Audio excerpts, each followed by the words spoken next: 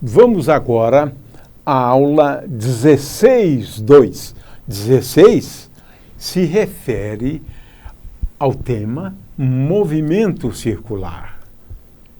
Esse é o tema 16. Na aula 2, esta aula, vamos falar da cinemática do movimento circular. Cinemática sempre se refere a coordenadas que se utiliza e os conceitos de velocidade e de aceleração. Só que aqui é velocidade angular e aceleração angular. Primeiro conceito importante do movimento circular são as variáveis. Nós utilizamos duas variáveis. Esta variável, φ, e esta variável φ, é importante a gente entender isso, ela é a variável φ associada a um ponto sobre a circunferência. Então, se eu souber o ângulo φ, eu sei onde está o objeto. No entanto, a gente usa também a coordenada de espaço. Não tem nada de errado com ela. A coordenada de espaço, por outro lado, como vocês estão vendo aqui, ela está associada a uma distância. É um arco de circunferência. Espaço é essencialmente o comprimento de um arco de uma circunferência. E nós sabemos que o arco de uma circunferência é dado pelo raio da circunferência vezes φ. Φ é este ângulo e R é o arco. E R é o raio da circunferência. S é o arco de circunferência, né? E a coordenada S, que a gente usa muitas vezes, né? É uma variável que é escalar. Portanto, aqui nós estamos falando da cinemática escalar, né? Ou seja, estamos falando da cinemática não levando em conta a natureza vetorial da posição e nem tampouco da velocidade. Aqui eu tenho, de um outro jeito, né? O ângulo φ é igual a comprimento do arco, que é a variável espaço. A gente usa essa variável. Mas espaço aqui é o comprimento de um arco, é uma distância, comprimento de um arco.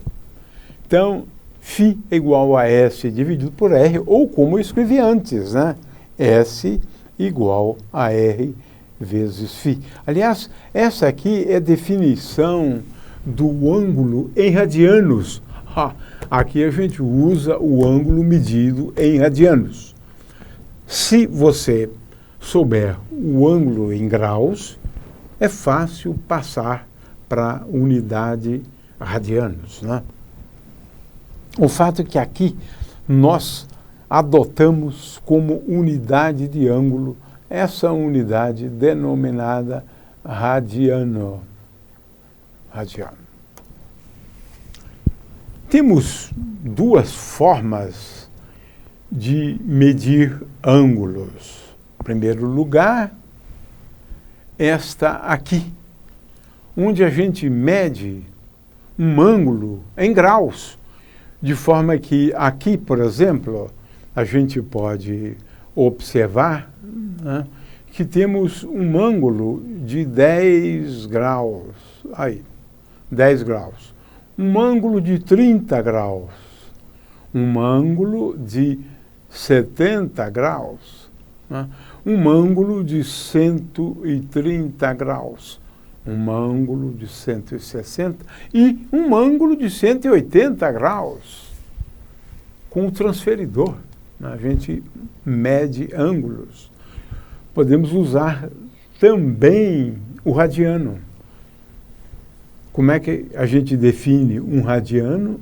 Um radiano é uma abertura, né, como essa que temos aqui, né, ou um ângulo de abertura, veja, é esta aqui, né? De tal maneira aqui, este ângulo aqui, quando medido em radianos, ele é tal que 1 radiano é a abertura associada a esse comprimento aqui. Que comprimento é esse?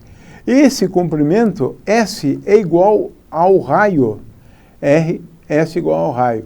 Se lembra que φ medido em gradianos é igual a S sobre R? Então, φ associado a 1 grau, ou melhor, a 1 radiano, φ igual a 1 radiano é quando S é igual a R.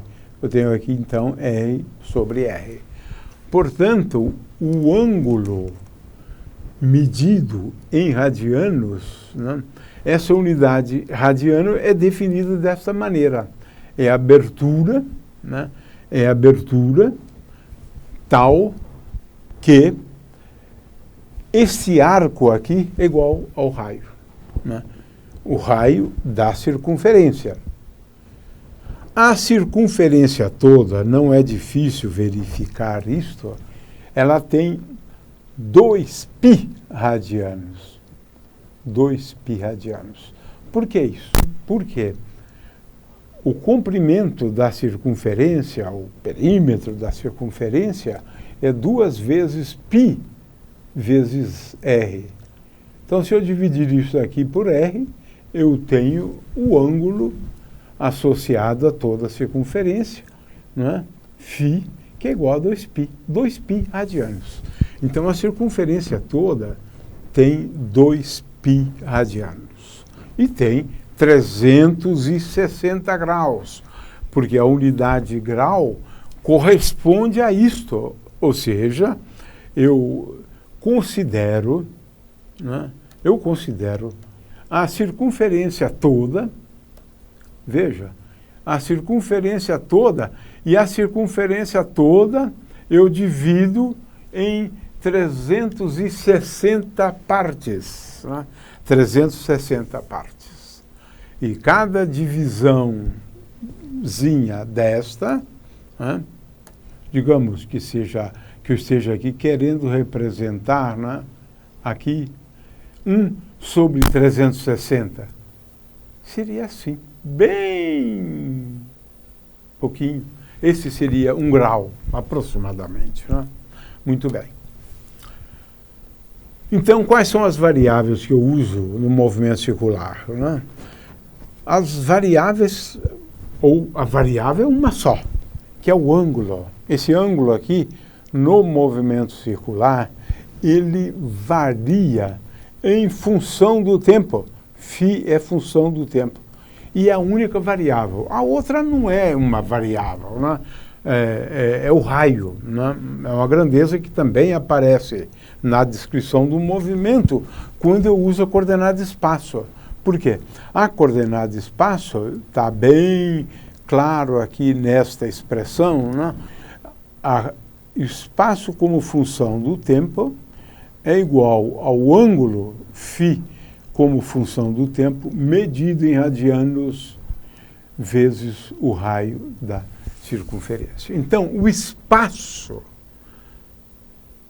a coordenada utilizada na cinemática escalar, o espaço, né, é função do tempo porque num determinado tempo esse objeto está aqui, mas num instante de tempo posterior esse objeto está aqui. Depois de algum certo tempo ele está aqui. Então, ele se movimenta, esse objeto. Para cada tempo, ele está numa posição diferente. Logo, essa coordenada espaço é função do tempo. E a coordenada espaço é que eu posso utilizar também como uma coordenada, sim, é algo parecido com uma coordenada, né? De forma que esta coordenada espaço eu posso utilizá-la e posso utilizar o ângulo. Duas alternativas. E agora, velocidade angular, né? é muito mais fácil definir velocidade angular média. Aqui está. Para velocidade angular, a gente usa a letra ômega. Ômega representa a velocidade angular. O que é velocidade angular? Velocidade angular média, eu considero 2 instantes de tempo, T2 e T1. Isso me dá um intervalo de tempo ΔT e considero a variação da coordenada φ entre esses 2 instantes de tempo, ΔΦ. Né? ΔΦ. Então, a velocidade angular média, esta aqui, né? Esta aqui é a média, a velocidade angular média. Ela é igual à variação do ângulo φ no intervalo de tempo ΔT dividido por ΔT. Esta é a velocidade angular média. Ora, a velocidade angular instantânea, aí é outra coisa. A velocidade escalar angular instantânea, ela é definida de uma forma bastante semelhante à velocidade escalar média. Aqui é velocidade angular instantânea. O que eu faço? Eu considero estes intervalos aqui, ΔT, cada vez menores. E tomo o limite em que esse intervalo ΔT tende a zero. É o limite. Limite de ΔΦ sobre ΔT, né? Quando ΔT tende a zero. É, portanto, definida como um processo limite, a velocidade angular instantânea, que representamos aqui como sendo ômega de t. Não é nada difícil, aliás, é muito fácil a gente perceber que existe uma relação bem simples entre a velocidade angular instantânea, esta aqui, e a velocidade escalar instantânea. Ômega é igual a V sobre R, não é? V sobre R. Por que isto? Por que isto? Veja, se eu multiplicar esta expressão aqui por R, vamos fazer isto agora, né? Eu multiplico essa expressão aqui por R, veja, R vezes ômega, né, é igual a R vezes ΔΦ, ΔT, vezes R. Mas esse R vezes ΔΦ é ΔS. ΔS sobre ΔT, no limite que ΔT tende a zero, é a velocidade escalar instantânea. Então, é sempre bom a gente ter isto em mente, né? Em mente, que ômega de t é igual à velocidade escalar instantânea dividida pelo raio. É isso que está escrito aqui.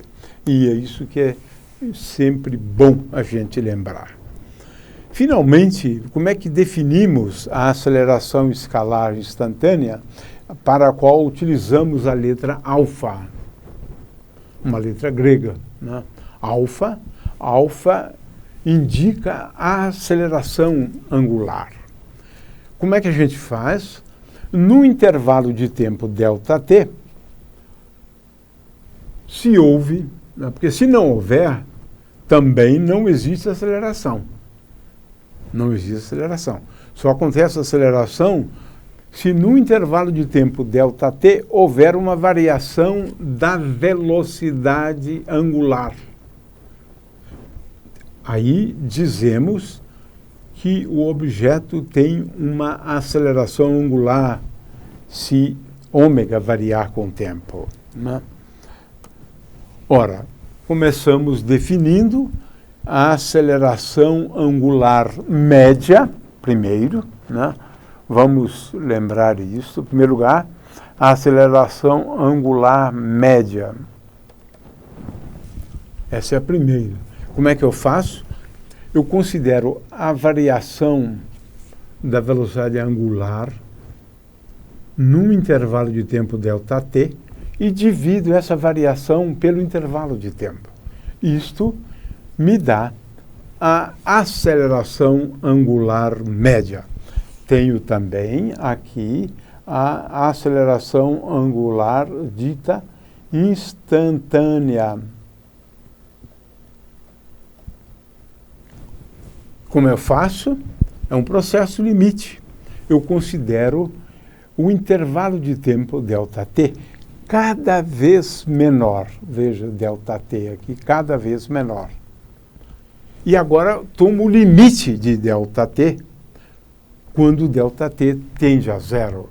Isso é também conhecido como derivada de uma função, né? Poderíamos escrever assim, mas o aluno do ensino médio não está muito habituado com isso, né? É a derivada da velocidade angular com respeito ao tempo.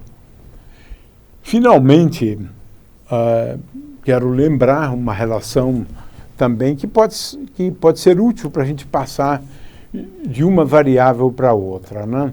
É que a aceleração angular instantânea, mas também vale para a aceleração angular média. Ela é igual a aceleração escalar instantânea dividida pelo raio. Isso também é fácil ver, né? Porque se eu multiplicar aqui por R, eu tenho R vezes alfa, e aqui eu vou ter R vezes delta ômega, como já vimos antes, né? É delta V. Ou seja, alfa é igual a A dividido por R, A é a aceleração escalar, R é o raio da circunferência, né? Quero sempre lembrar isto, né? R é o raio da circunferência, R, né? Então, a aceleração angular instantânea é igual à aceleração escalar instantânea dividido por R. E essa é uma relação bastante importante entre as coordenadas, né? A conclusão é a seguinte: no movimento circular, eu posso utilizar a variável angular φ, a velocidade angular ômega e a aceleração angular alfa. Posso também utilizar a coordenada espaço S, a velocidade escalar instantânea e a aceleração escalar instantânea.